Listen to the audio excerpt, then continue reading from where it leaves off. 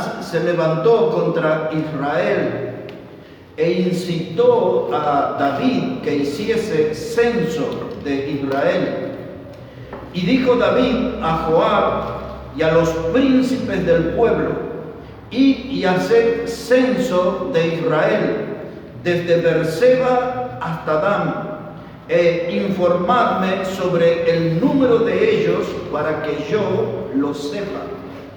Y ahora, a partir del verso 21, dice la palabra: y viniendo David a Ornán, miró Ornán y vio a David, y saliendo de la era, se postró en tierra ante David.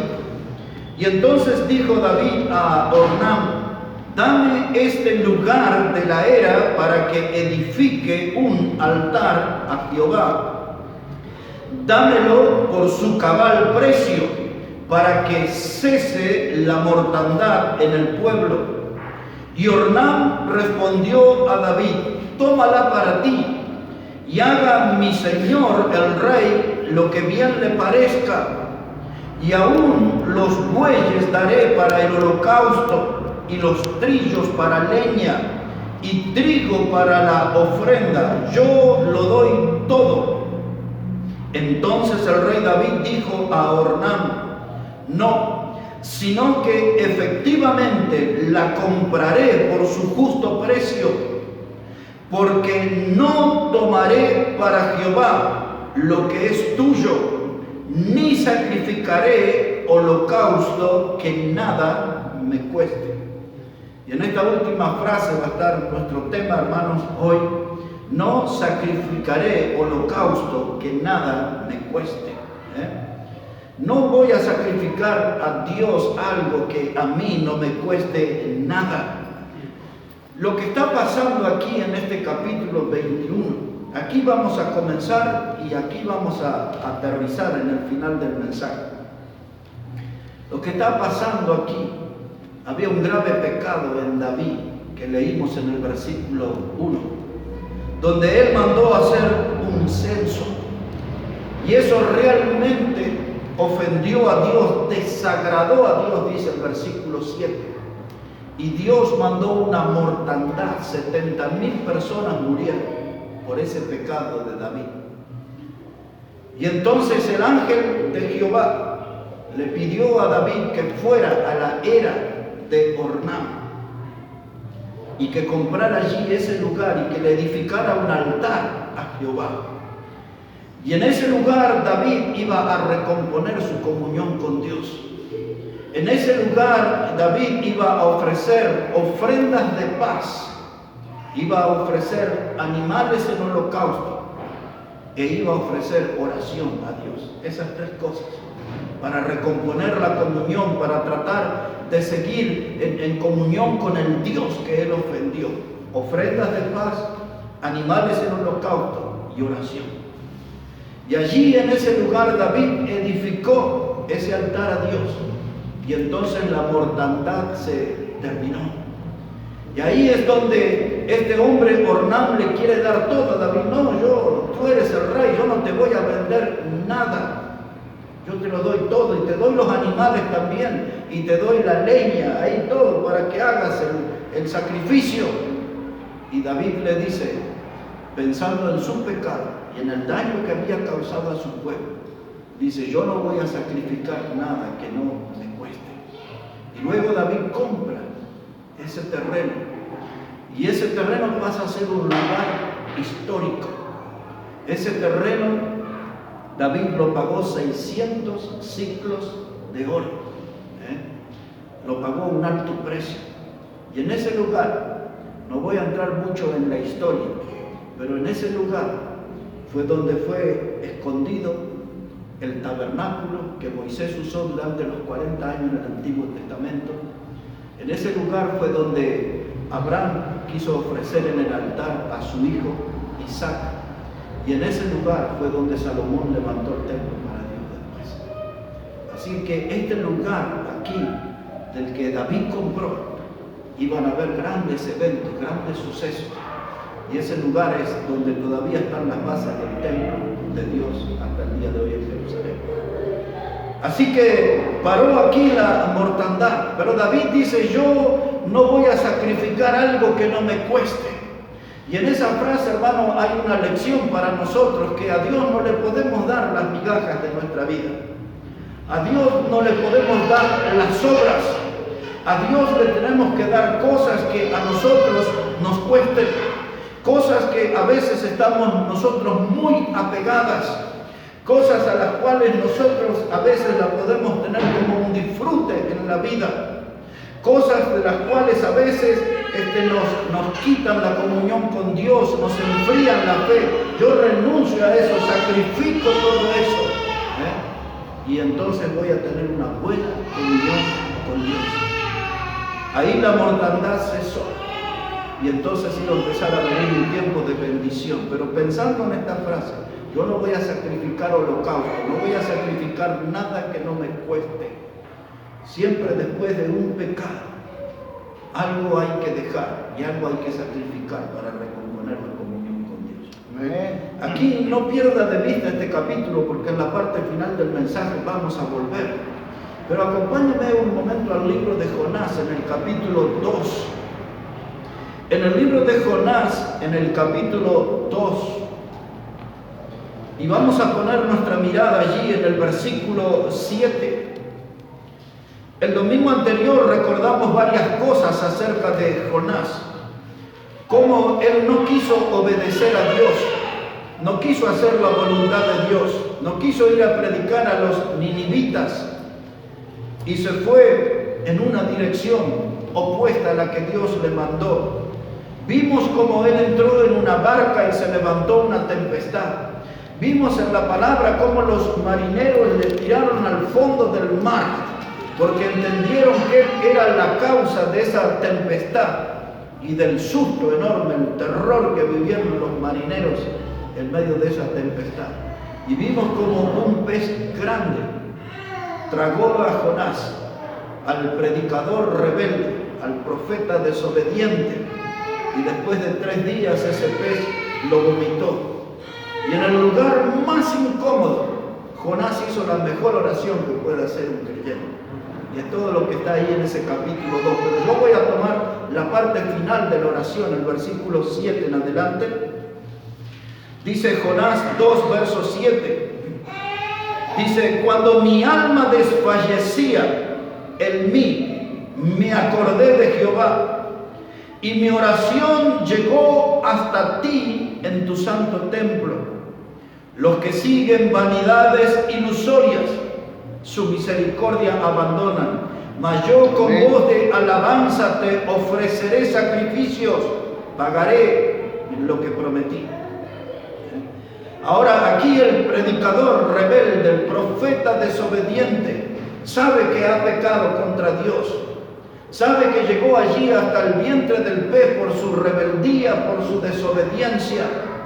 Y allí, cuando la situación era la más difícil en su vida, él se acordó que le había fallado a Dios, que tenía una deuda con Dios. Y desde allí él clama al Señor y le dice, ahora pagaré lo que prometí. Y hay veces, hermanos, que la vida a nosotros nos lleva a alguna actividad pecaminosa, una actividad que nos transforma en personas miserables, en una situación donde caemos en lo más bajo del pecado, otra vez, donde decidimos vivir una vida de espaldas a Dios después que Él nos mostró su misericordia y nos dio una salvación eterna. Y muchas veces Dios tiene que volver por nosotros para rescatarnos de lugares inmundos donde estamos navegando o naufragando en medio de pecados inmundos. Y así como el hijo pródigo en el chiquero, nosotros estamos en lugares así, nauseabundos, malolientes. Y entonces cuando tocamos fondo como el hijo pródigo, él dijo, volveré a la casa de mi padre y le diré, Padre, he pecado contra el cielo y contra ti.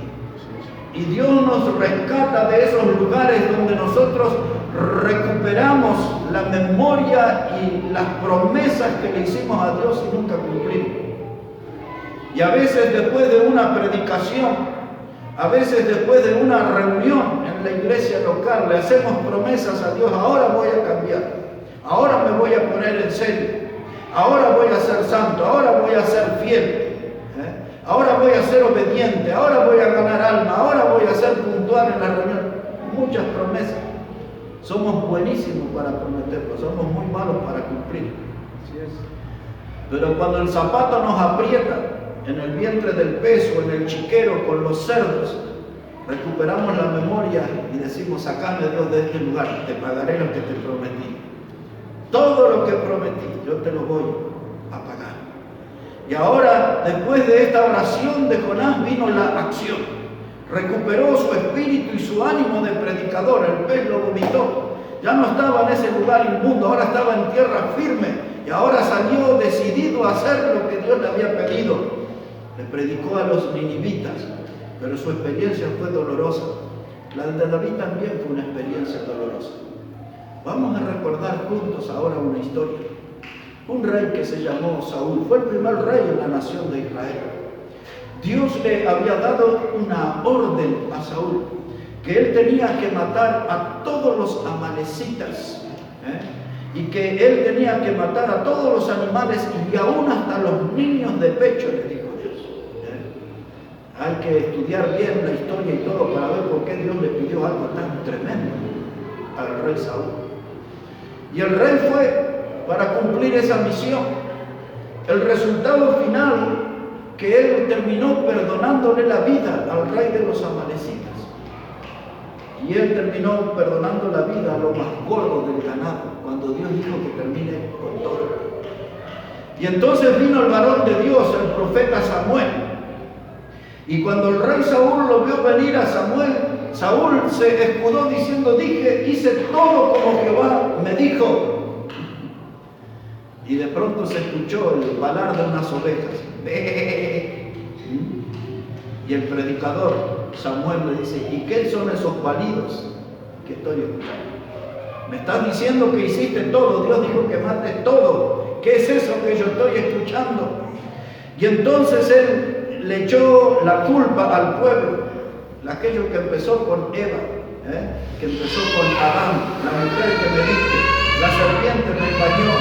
Y ahora Samuel le dice al predicador, dice: es que el pueblo quiso perdonar, lo más gordo, porque querían ofrecer sacrificios a Jehová. Y entonces el predicador le dice: Dios se agrada en la obediencia, no tanto en los holocaustos. Es más importante la obediencia. Y entonces el rey quiso seducir al predicador y le dice: yo me voy contigo. Y el predicador le dijo: no, Dios va a levantar un prójimo mejor que tú para ser rey. O sea, le estaba diciendo: aquí se terminó tu reinado. Ese pecado de desobediencia es grave, se terminó tu reinado. Y Saúl se toma del manto del predicador, del profeta Samuel. Y ese manto se corta, se rompe. Y Samuel lo mira y le dice: así Dios ha cortado tu reino. Ya le quedaba tarde para ofrecer sacrificios y todo, ya había caído en un pecado grave. Pero muchas veces, hermanos, cuando nosotros caemos en el pecado y vemos que todo se derrumba a nuestro alrededor, todo se desmorona, todo nos empieza a salir mal, cuando nos empezamos a sentir solos y vacíos, y nos damos cuenta que por causa de un pecado, o de algunos pecados, el juicio de Dios cayó sobre nosotros. Todo a nuestro alrededor, como en los días de David, todo era muerte. 70.000 tumbas abiertas. Era un espectáculo horrendo, horrible ver todo eso. Cadáveres por todos lados. Todo porque a un rey se le ocurrió hacer un censo. El vientre de un pez, un lugar inmundo. Todo porque el predicador no quiso cumplir su misión, predicar la palabra de Dios. Ahí Saúl, en la desesperación, todo porque no quiso obedecer estrictamente el mandato que Dios le dio. Y ahora una lección para nosotros, y después volvemos al libro de Crónicas. Si pueden mirar ahora, por favor, en Eclesiastés, el capítulo 5. Eclesiastés, el capítulo 5, versículo 1. Eclesiastés, el capítulo 5 y el versículo 1. Mire cómo dice la palabra del Señor ahí. Eclesiastés 5, verso 1. Dice la palabra de Dios: cuando fueres a la casa de Dios, guarda tus pies, y acércate más para oír que para ofrecer sacrificio de los necios, porque no saben lo que hacen. Versículo 4. Cuando a Dios haces promesa, no tardes en cumplirla, porque Él no se complace en los insensatos. Cumple lo que prometes, y mejor es que no prometas y no que prometas y no cumplas. Entonces este pasaje nos enseña, hermano, que a Dios debemos tomarlo en serio. Porque cada cosa que nosotros decimos o le prometemos a Dios, Dios la toma en serio. Y nos podemos decirle después a Dios, no, era una bromita. Es que Señor, te prometí eso porque estaba en un momento de mucha emoción. Dios te hizo esa promesa porque estaba muy entusiasmado. Pero después no pude. No, dice, mejor no prometas si no vas a cumplir. Porque a Dios le desagrada eso. Y este texto es todo un tirón de oreja para nosotros que acostumbramos a hacer promesas a Dios, pero nunca cumplimos. Y entonces cuando sentimos que el mundo se nos cae encima, entonces ahí clamamos como Jonás, o clamamos como Samuel, o vamos como David y queremos hacer un gran sacrificio para recomponer nuestra comunión con Dios. En la Biblia se habla acerca de un hombre que tenía dones dados por Dios. Él se llamaba Sansón. Conocemos su historia, solo vamos a recordarlo. Pero dice que este hombre Dios lo levantó para que sea un libertador, un juez de la nación. Él tenía que liberar a su pueblo de los enemigos, principalmente de los filisteos. Pero resulta que este juez y libertador se transformó en un perseguidor de mujeres, así. En vez de andar haciendo lo que Dios le pidió, andaba persiguiendo mujeres. Y vio una por allá y le dijo a los padres, tomadme esa por esposa porque esa me agrada. Y dice que después vio a una mujer que era prostituta y fue y se llegó a ella, estuvo con esa mujer. Y después vio otra entre los filisteos que se llamaba Dalila y contrario al mandato de Dios fue y se casó con esa mujer, se juntó con esa mujer y junto con esa mujer después encontró la muerte, porque esa mujer lo entregó al enemigo. Y la historia de él termina en el libro de Jueces, capítulo 16, donde todo un edificio se le cae encima y muere aplastado. Aquel hombre que tenía que hacer grandes cosas para Dios, que Dios le había dado poderes especiales, que Dios le dio un lugar de privilegio de ser juez en la nación. Ahí más que por el edificio terminó aplastado por el peso de sus propios pecados. Fue un hombre que no cumplió con Dios. No cumplió con Dios. Fue un hombre que le falló a Dios. Pero él no es el único perseguidor de mujeres que hay en la Biblia. Había un hombre que fue el que escribió el libro de Eclesiastés. Después del Señor Jesús, fue el hombre más sabio que estuvo aquí en esta tierra. Y Dios ya lo había seleccionado para que él sea rey. Y no solo eso, Dios lo había seleccionado para que él sea el encargado de construir el templo de Dios.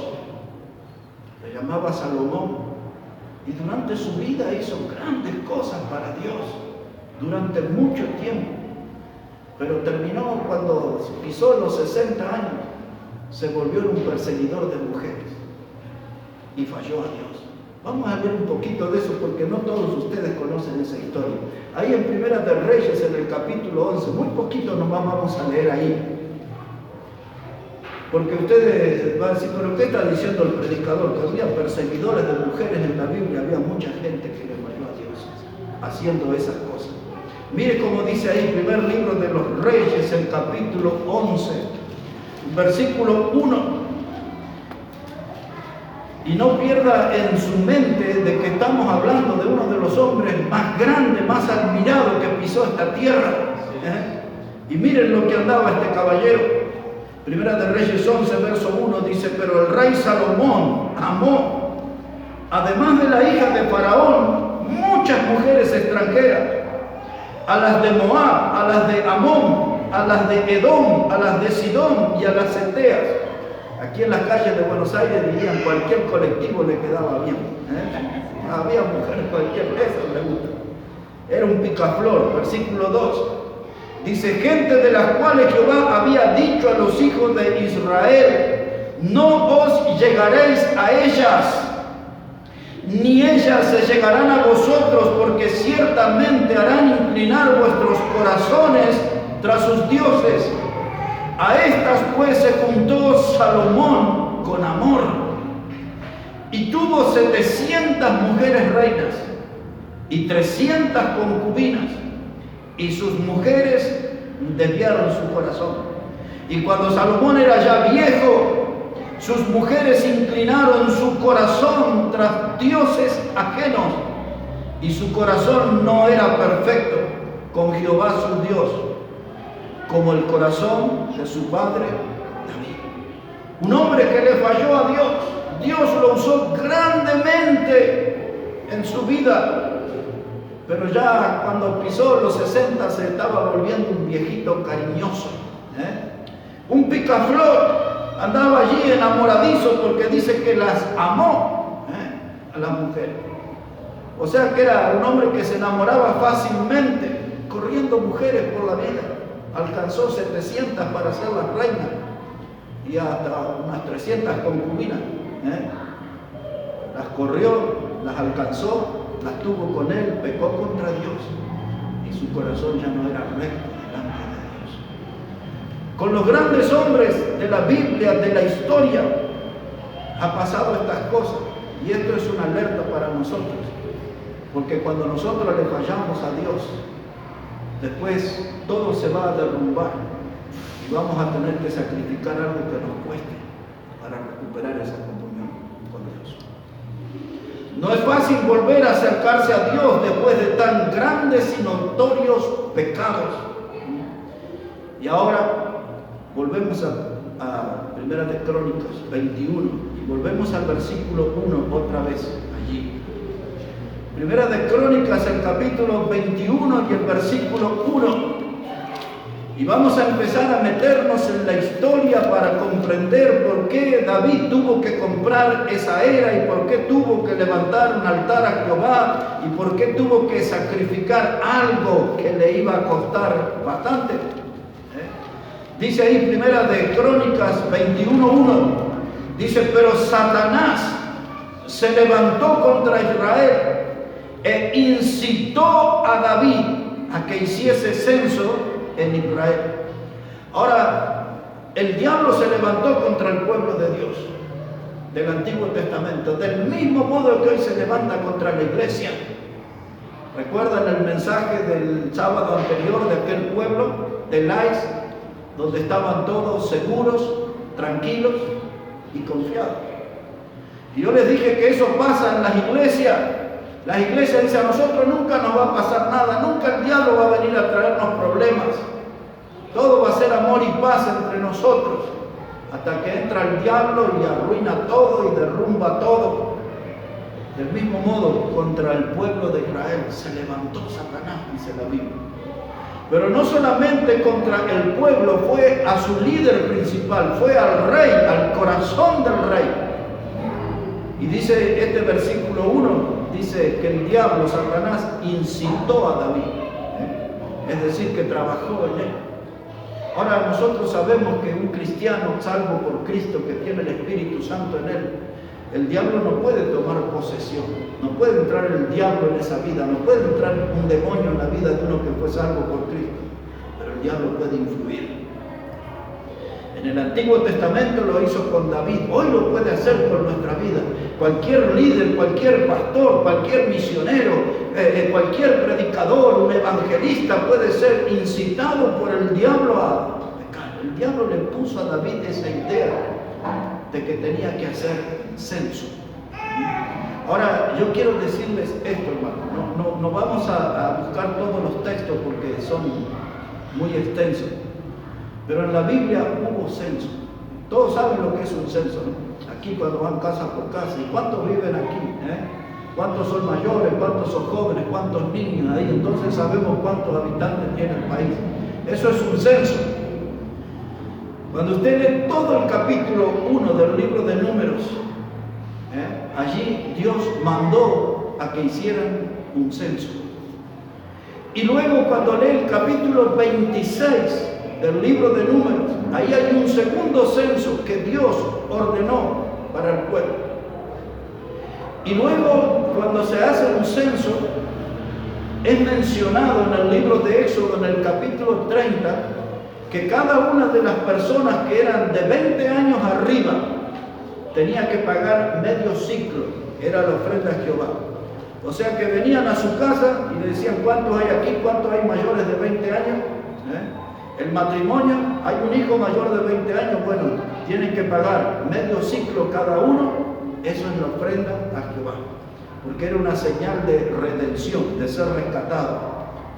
Ahora, ese detalle lo digo porque no sabemos por qué Dios se enojó, pero esa puede haber sido una posibilidad. Ya vamos a llegar ahí. Me quiero detener un poquito en el diablo. Dice este versículo 1, Satanás se levantó contra Israel. Y este pasaje me hace acordar cuando en 1 Tesalonicenses 2:18 Pablo les dijo: yo quise ir muchas veces a ustedes, pero Satanás me estorbó. Es la palabra que él usa, me estorbó. Es decir, que Satanás fue un obstáculo. Satanás obró como impedimento. Satanás se plantó en oposición para que yo no lo llegue a ver a ustedes, hermanos. Muchas veces quise ir, Satanás me estorbó. Y eso es lo que nosotros necesitamos entender y aprender, que el diablo siempre va a ser un estorbo en nuestra vida. El diablo va a ser un estorbo a la hora cuando usted se dispone a leer la Biblia y le empieza a sonar el celular. Cuando usted va a doblar su rodilla para orar y le tocan el timbre en la casa. Le vendo una bolsita, un jaboncito, cómpreme algo. En fin, usted quiere venir a la iglesia y le caen los familiares del campo. Siempre el diablo estorba. El diablo estorba. El diablo siempre se levanta en oposición al Hijo de Dios, al pueblo de Dios. Y dice que Satanás se levantó contra Israel. Este pasaje de oposición diabólica me hace pensar cuando Pablo le escribió a los Corintios y le dijo él en el capítulo 16 y en el versículo 9, le dice Pablo: se me ha abierto una puerta grande y eficaz, pero muchos son los adversarios. Es decir, que Pablo dice: hay una puerta abierta al campo misionero. Estoy viendo almas perdidas que tenemos que alcanzar, que tenemos que ir a predicar. Allí está el mejor campo para nuestro trabajo misionero, ir y predicar ahí. La puerta es grande. Dice, pero los adversarios son muchos. ¿Quién plantó los adversarios? El diablo, trabajando. Y el diablo trabaja para que nosotros no ganemos algo. El diablo trabaja para que nosotros no traigamos gente a las reuniones. El diablo trabaja. Conocemos gente, parece que ya van a venir a la iglesia, pero no vienen. Parece que ya van a llegar a la iglesia, pero no llegan. Porque el diablo está trabajando, se levanta como adversario del pueblo de Dios.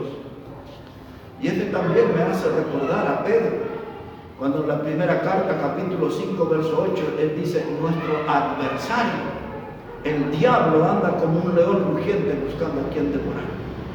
El diablo anda buscando creyentes débiles en la fe, sin compromiso con Dios o con poco compromiso con Dios.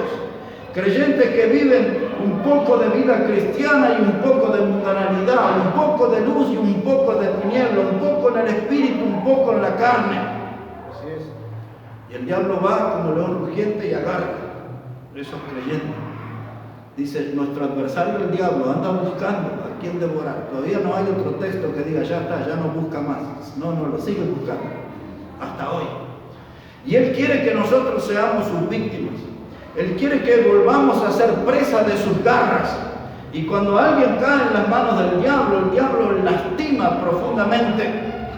Por eso hay muchos creyentes con heridas profundas todavía, amarguras, rencores, odios y cosas por el estilo. Y hay muchos creyentes que exhiben grandes cicatrices. Las heridas cerraron, pero ahí quedaron las huellas de las peleas del diablo. Dice que el diablo anda como un león rugiente buscando a quien devorar. Aquí en nuestra historia, por lo cual David tuvo que sacrificar algo que le costó. El diablo le plantó en su mente y en su corazón algo que a Dios no le agradaba. Y entonces aparece en la escena Joab. quien era un capitán y también llegó a ser general del ejército de David. Miren lo que le dice Joab, versículo 3, por favor. Primera de Crónicas 21 y el versículo 3. Dice la palabra de Dios, y dijo Joab, añada Jehová a su pueblo 100 veces más, Rey, Señor mío, ¿no son todos estos siervos de mi Señor? ¿Para qué procura mi Señor esto que será para pecado a Israel? ¿Entienden lo que dice Joab? Le dice David, ¿por qué vamos a hacer este censo? Esto no le va a agradar a Dios, esto va a ser un pecado para Israel. Si tú sabes que todos estos son siervos del Señor. Porque mucha gente, a veces en las iglesias, el pastor piensa, dice, este es mi rebaño. A veces el pastor dice, esta aquí es mi gente, estos son mis diáconos, estos son mis ujieres, estos son mis maestros. Y nada es del pastor, todo es de Dios. Todo es de Dios. Y entonces Joab le está diciendo, David, no es conveniente porque esto va a ser pecado para Israel. Pero miren el verso 4, cómo habla David. Dice el versículo 4, mas la orden del rey pudo más que Joab. Y salió por tanto Joab y recorrió todo Israel y volvió a Jerusalén y dio la cuenta del número del pueblo a David. Y había en todo Israel 1.100.000 que sacaban espada. De Judá 470.000 hombres que sacaban espada. Y entre estos no fueron contados los levitas, ni los hijos de Benjamín, porque la orden del rey, miren qué palabra usa, era abominable a Joab. ¿Qué quiere decir esto que leí? Que Joab no pudo imponer su criterio. David dice, yo soy el rey, vaya y cuente. No sabemos cuántos meses le llevó y tuvo que contar 1,5 millones por un lado, 470.000 por otro. Pero ya dice Joab, es una locura lo que me mandó a hacer, yo no le voy a obedecer todo. Dice, a esos de Benjamín no los voy a contar, a los levitas no los voy a contar. Así que no le obedeció la orden enteramente. ¿Por qué no le obedeció? Dice, porque era abominable. Que esto que está haciendo David es una locura, esto huele mal, esto está contaminado, esto no es de Dios. Entonces Joab no quiso cumplir todo como le pidió David. El versículo 7 le da la razón a Joab. Mire cómo dice. Dice el versículo 7, y asimismo esto desagradó a Dios e hirió a Israel. Lo que le había dicho Joab.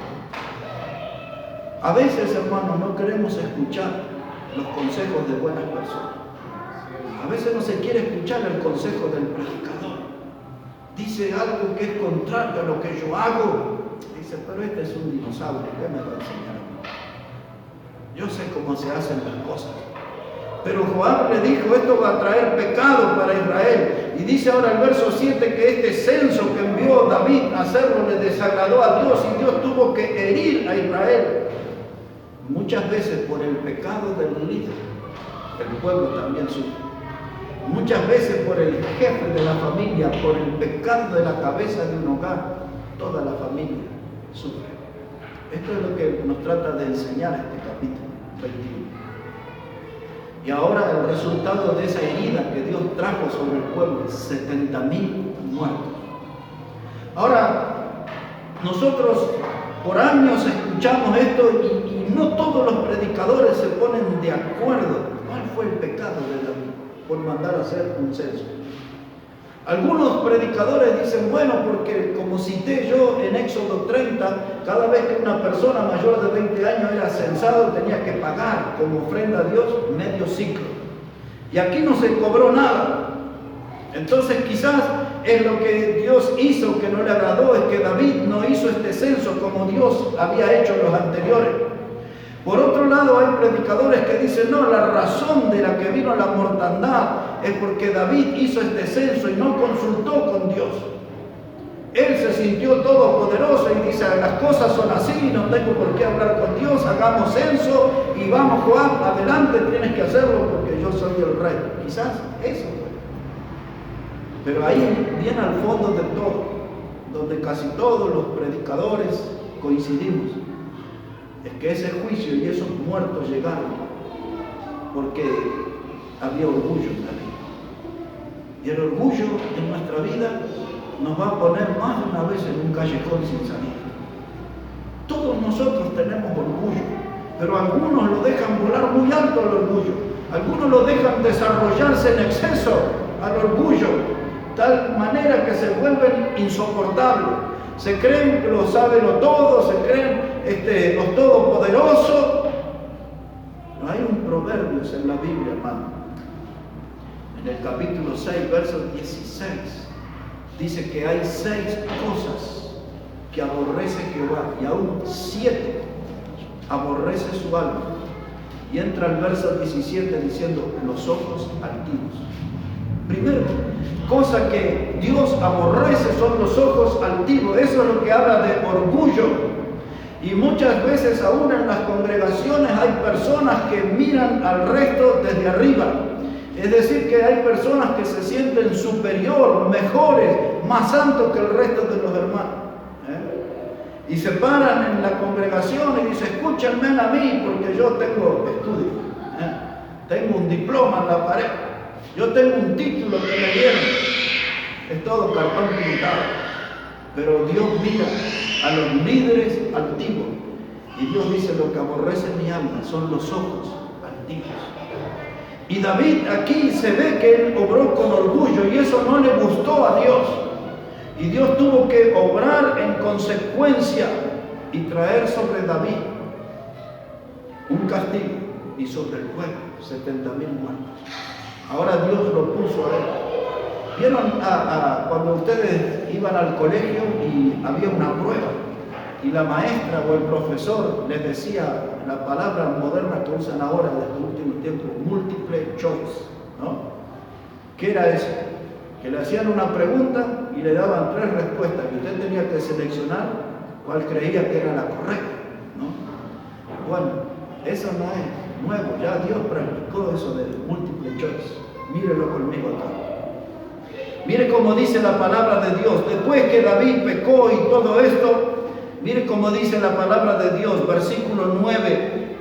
Y habló Jehová a Gad, vidente de David, diciendo, esa palabra vidente quiere decir que era profeta, que era predicador, no era uno de esos el sentido de vidente que le damos nosotros, ¿no?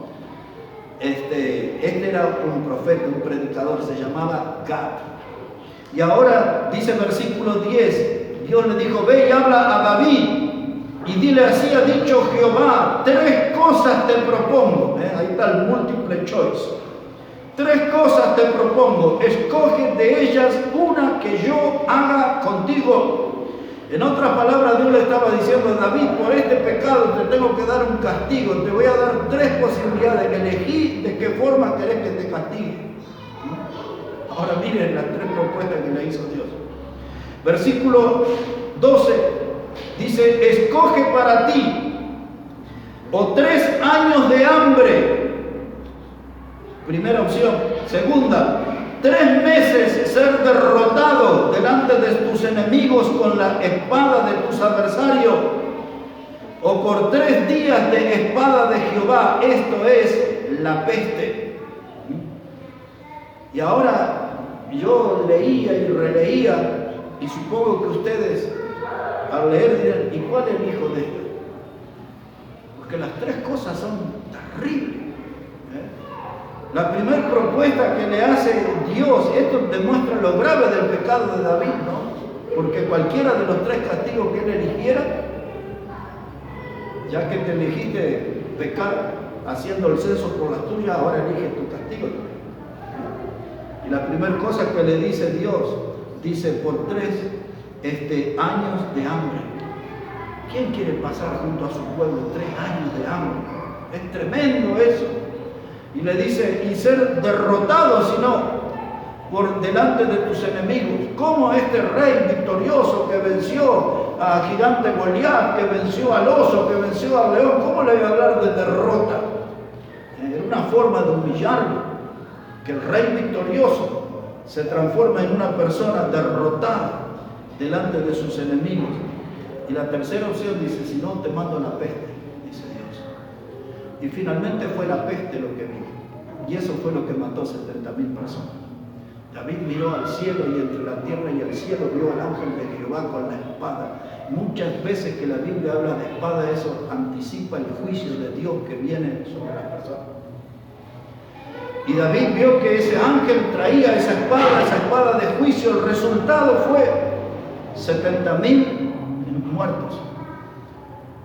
Y ahora, por eso David tuvo que ir a la era de Ornán y comprar eso para levantar un altar a Dios, para ofrecer ofrendas de paz, para ofrecer animales en holocausto y para hacer oraciones para que Dios pare esa mortandad.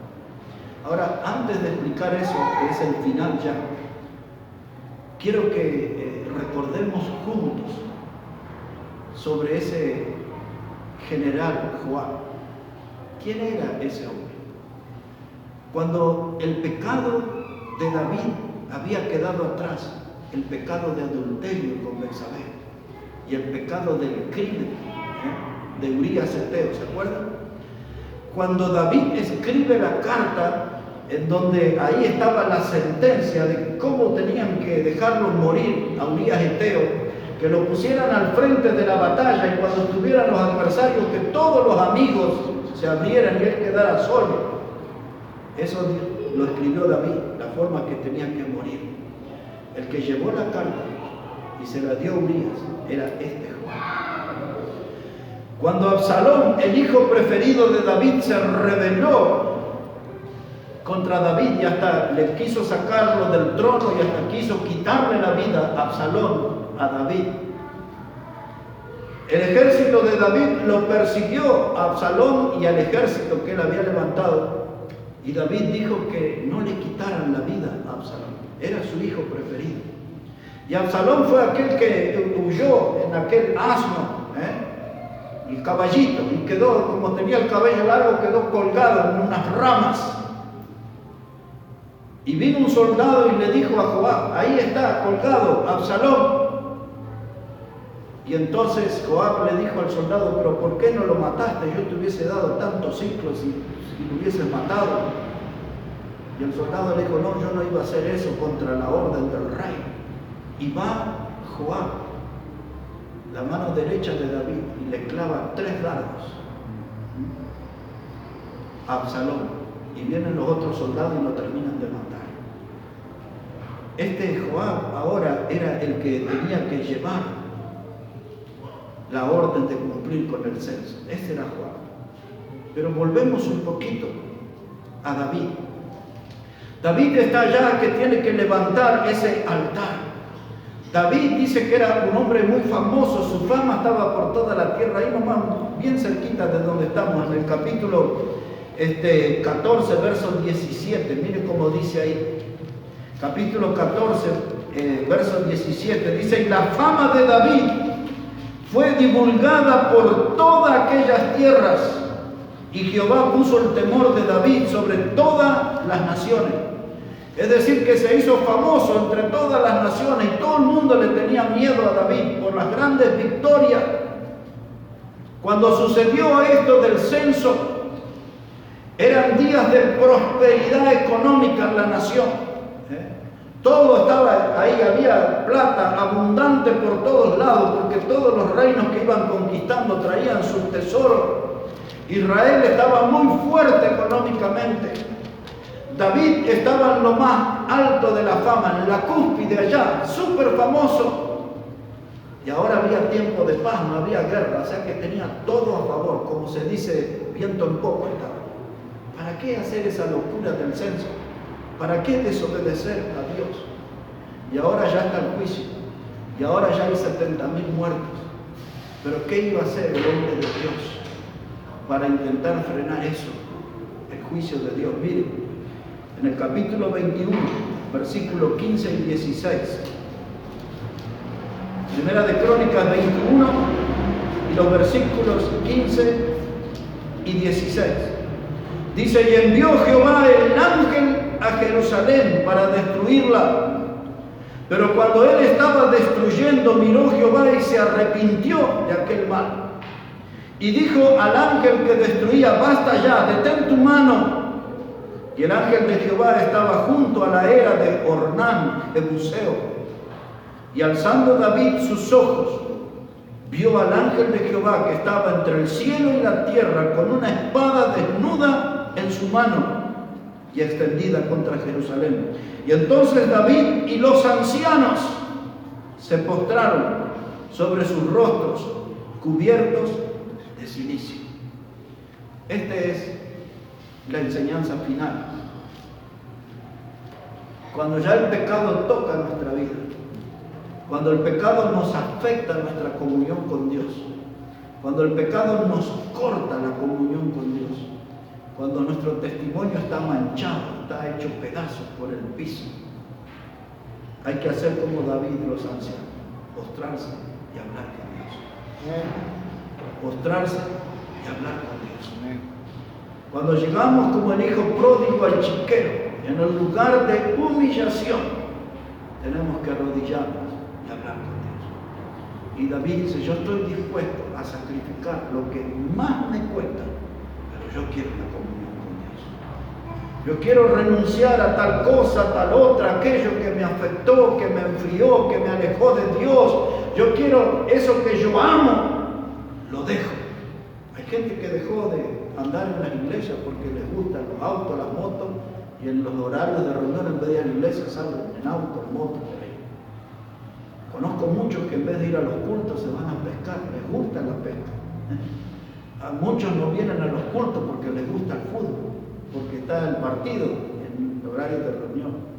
Y hay muchas cosas en nuestra vida que nosotros amamos, y Dios dice: estás mal espiritualmente, estás frío, estás pisando en falso por esto. Eso que te gusta, eso que te cuesta, dámelo, entregámelo. Y empecemos a caminar de nuevo. Amén. Dice David: yo estoy dispuesto a hacer un sacrificio. Yo voy a dar algo que me cuesta, pero yo voy a recuperar mi comunión con Dios. Amén. Él no demoró mucho en hacer eso, porque había otro pecado en su vida que fue un escándalo. Fue el pecado del adulterio con Betsabé y el crimen de Urías. Por ese adulterio y por ese crimen él escribió todo el Salmo 38 y todo el Salmo 51. Y ahí él muestra a una persona que está despedazada, destrozada, sufriendo en su físico, torturado en su mente, con su alma lastimada, lleno de temores. Él cuenta el Salmo 38 y el 51, a dónde lo llevó su pecado. Por eso ahora que se dio cuenta que este pecado era del mismo estilo, era un pecado enorme, un pecado escandaloso, un pecado en el Estado. Ustedes han visto hace como un mes atrás lo de la foto del presidente, ¿no? Cuando nadie tenía que salir a la calle, ahí andaban con un champán de 100.000 pesos, salía el champán que estaba ahí. No es un número estimativo, sale eso el champán. Y la gente no podía ir a despedir sus muertos y todo, y ahora toda esa pérdida que tuvieron las elecciones, dicen la foto.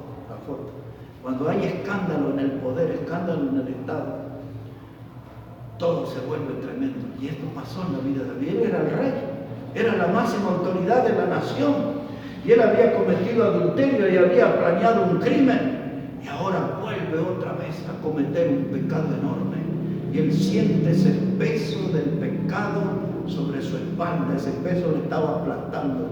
Tumbas abiertas, muertos aquí y allá, más allá, 70.000 en total. Y entonces David, junto a los ancianos, se postra delante de Dios. Y luego obedece el mandato de Dios, compra esa era, levanta el altar, ofrece ofrenda de paz, ofrece animales en holocausto. Y tiene tiempo de oración con Dios y recompone la comunión con el Señor. Le costó, pero lo logró. Y eso, hermano, cuando nuestra vida está afectada por el pecado, no hay que demorarse, hay que ir y hablar con Dios. Amén. Y hacer un sacrificio. Lo que más nos cueste, darlo ahí. No le dé a Dios la migaja, deje todo lo que hace daño y camine con Dios. Amén. Y vamos a terminar leyendo una breve porción del Salmo 51. Ese es la confesión de David del pecado anterior con Betsabé y Urías. Pero solamente una pequeña porción del Salmo 51 para terminar, para que vea cómo estaba él y cómo resolvió esa situación tan grave delante de Dios. El Salmo 51, entonces, mire cómo dice la palabra de Dios, versículo 7. Si después ustedes pueden, lean todo el Salmo. Ya en el versículo 1 él empieza diciendo: Dios, lávame más y más de mi pecado, porque era tremendo ese pecado. Y llega al versículo 7 y él le dice a Dios: purifícame con hisopo y seré limpio, lávame y seré más blanco que la nieve. Hazme oír gozo y alegría, y se recrearán los huesos que has abatido. Esconde tu rostro de mis pecados y borra todas mis maldades. Hace 2 domingos citamos un salmo de David donde él decía: Dios, no te acuerdes de los pecados de mi juventud, ¿se acuerdan? Y ahora él está pidiendo aquí: esconde tu rostro de mis pecados, borra todas mis maldades, crea en mí, oh Dios, un corazón limpio y renueva un espíritu recto dentro de mí. No me eches de delante de ti, no quites de mí tu Santo Espíritu, y vuélveme el gozo de tu salvación, y espíritu noble me sustenta. Amén. Ya habrá el tiempo de que vamos a volver a predicar este salmo, ahora solo esa lectura. Pero este hombre que cometió estas clases de pecado fue uno de los hombres que escribió las mejores alabanzas, los mejores salmos para Dios. Fue uno de los hombres que sirvió y anduvo rectamente delante de Dios mucho tiempo, al punto tal que dice el libro de Hechos de los Apóstoles, capítulo 13, que David era un hombre que tenía un corazón conforme al corazón de Dios. Cuando Dios lo miraba a este hombre pecador, Dios dice: este es un hombre que tiene un corazón conforme a mí. Porque a pesar de sus grandes pecados, también tuvo sus grandes épocas de servicio a Dios. Y aunque le costó y aunque sufrió, él arregló sus cuentas con Dios. Tuvo que ofrecerle a Dios cosas que le costaron, pero él volvió a conseguir la comunión con Dios. Y así fue hasta el final de sus días. Y toda esta lección es muy simple. Si hay un pecado que apaga nuestra fe, que enfría nuestro corazón, si hay un pecado que nos hace pisar en falso, si hay un pecado que mancha nuestro testimonio, que mancha la obra salvadora que Cristo hizo en nosotros, David nos marca el camino de cómo acercarnos a Dios, recomponer la comunión con Él y seguir sirviendo a nuestro Salvador. Amén. Si Dios tuvo misericordia de David, lo va a tener de nosotros. Amén. Bueno, que Dios bendiga su palabra, hermanos, en este día. Amén.